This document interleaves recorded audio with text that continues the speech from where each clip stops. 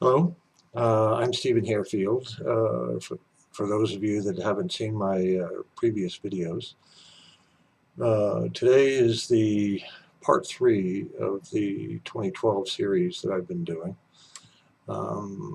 Today's session is essentially going to be the human impact.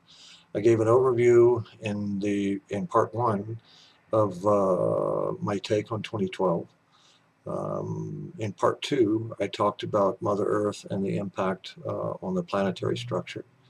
And today, I'd like to present to you the human impact, because we are a living, breathing, thinking entity. And we, above all else, may have the largest impact that we're going to experience.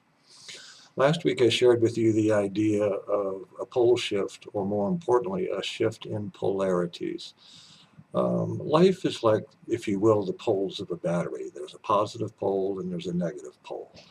That being said, when polarities shift and change, um, it would be like the analogy of the battery once more, that your positive pole becomes the negative pole and the negative pole becomes a positive pole.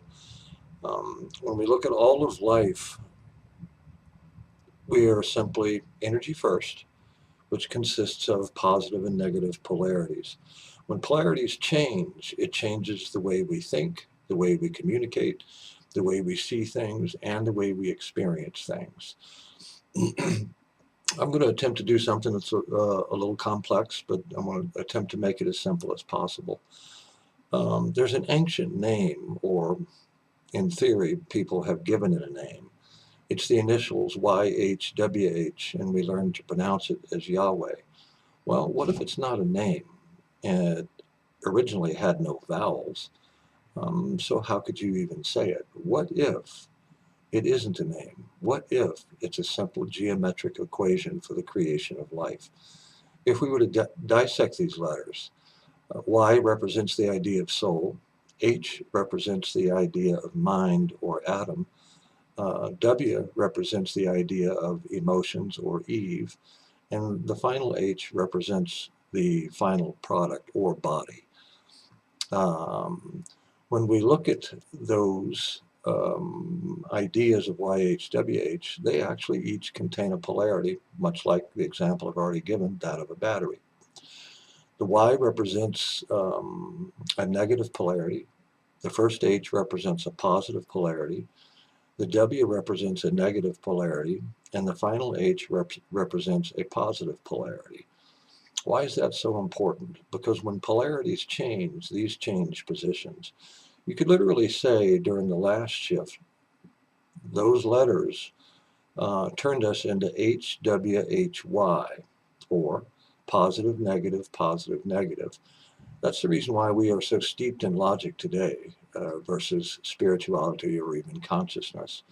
During this next shift, my sense says that these letters are going to shift back into their original positions of YHWH. How do I know these things? One, of course, prophecy and study. And with a PhD in metaphysics, we look at the idea of cause. When we look at the world today, the physical form is much more important than the original divine intent, which is the soul. We essentially ignore energy. We take it for granted. And all living things have their unique energetic imprint, including each one of us as individuals. Sure, there's a basic energetic imprint, but it's the individual aspects that makes each of us unique. During this next shift, we could even say inside the mind that the positive polarity is the left brain and the negative polarity is the right brain. Let's suppose for a moment that during this next shift, these energy streams do an exact 180-degree flip. That would mean that everything today that we realize is positive and everything that we realize today is negative are actually going to change places. And when I say negative and positive, I'm not implying good and bad or right and wrong, because there's nothing right or wrong or good or bad about positive and negative pole. As an example, on a battery, you have to have both of them. And every 25,000 plus years, we go through these shifting dynamics. Why? So we end up realizing our true divine nature. So let's suppose in this next shift that Stephen is correct and that they do make a 180-degree shift. Ironically, today we are dominant left brain, using logic in almost everything, if not everything, that we do. Well, if we shift to right brain, that means everything's going to become metaphorical. When you look at ancient languages, biblical texts, the Vedic texts, the Buddhist sutras, most of those are metaphorical.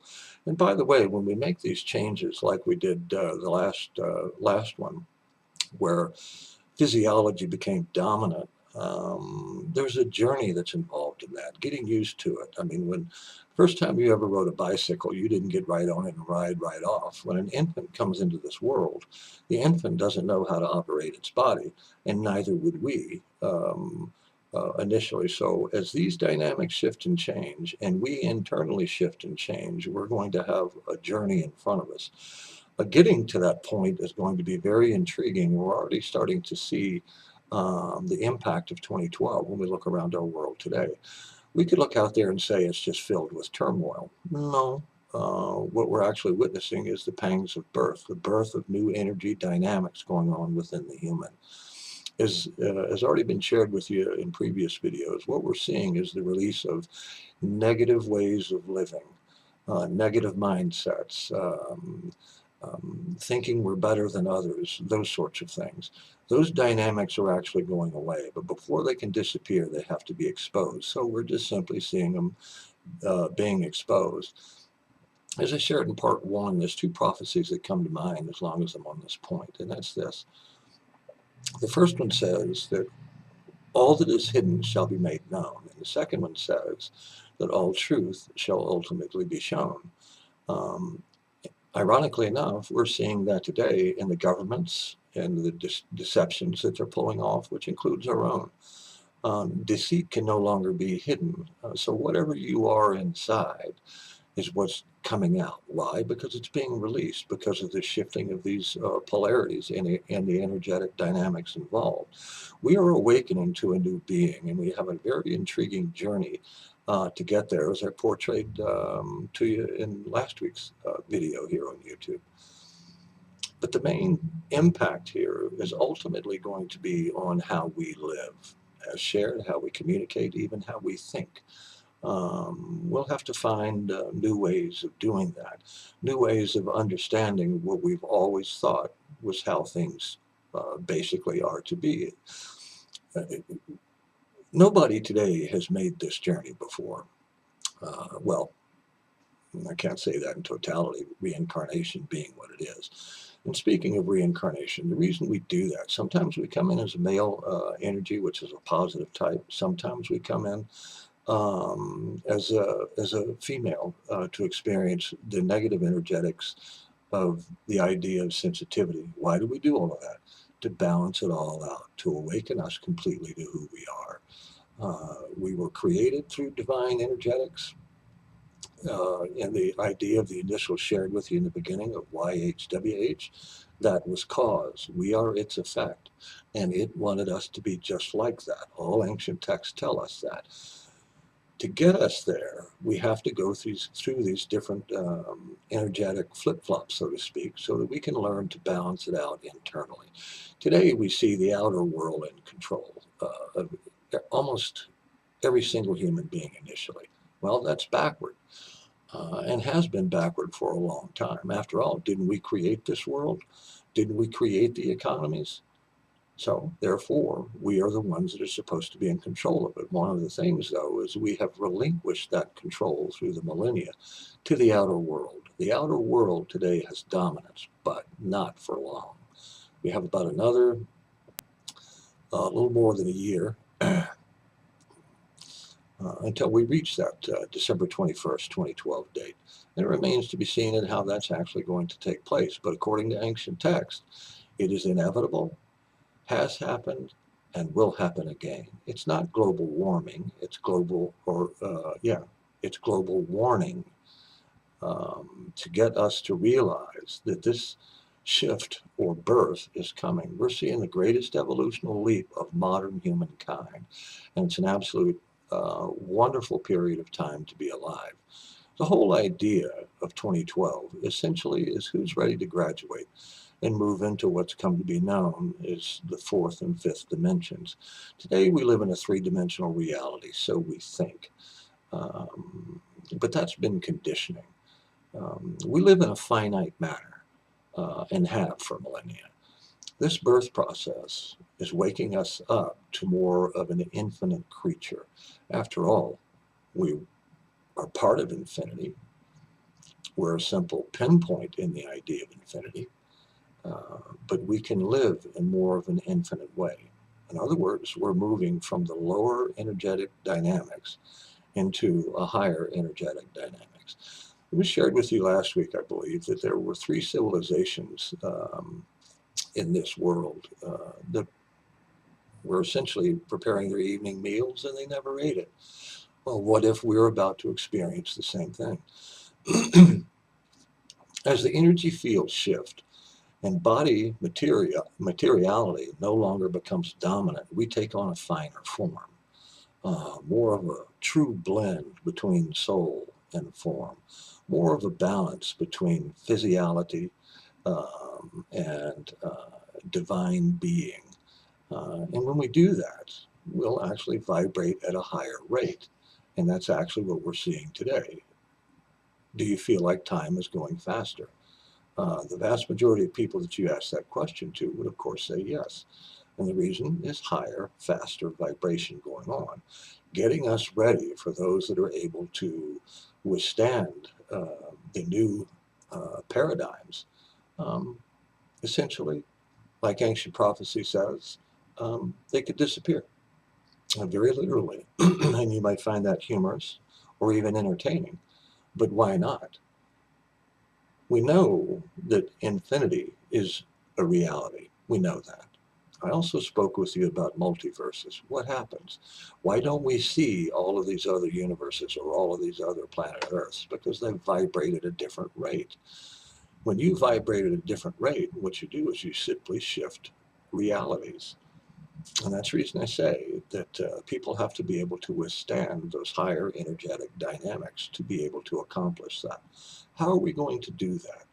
Focus is going to be the key. Keeping your mind focused on higher dynamics. In fact, I would suggest that you begin doing that today. What do I mean by higher dynamics? How about a peaceful nature? Finding ways to lift people, not tear them down. Find ways to be a true contributing member in the higher interests of all people concerned. Become that anchor of peace. Become that living divine already today. It's already there. It's not a matter of thinking about it. All too many people will read a book today and they'll go, wow, that is really something.